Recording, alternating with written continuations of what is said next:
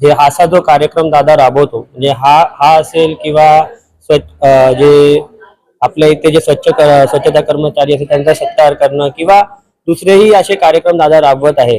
यांनी एक social messages जात आहेत की आपण आपल्या परिसराला स्वच्छ ठेवलं पाहिजे, लोकांना एकत्र आणलं पाहिजे.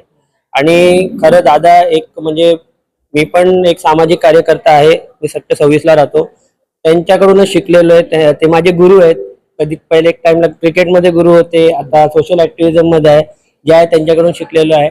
आणि अशा कार्यक्रमातून जिथे आता आज कोजागिरी निमित्त जिथे आपण म्हणजे ते फक्त म्हणतात की आम्हाला तुमची एक स्माइल पाहिजे, एक स्माइल थ्रू ते हॅपीनेस प्रोपोगेट करतात.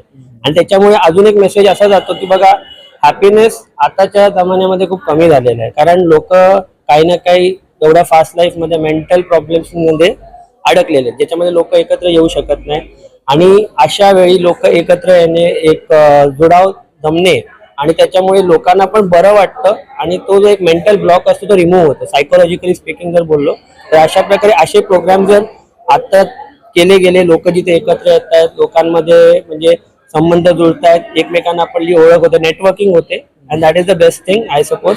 आणि I will always wish him the best and I will also say that keep your blessing with me also.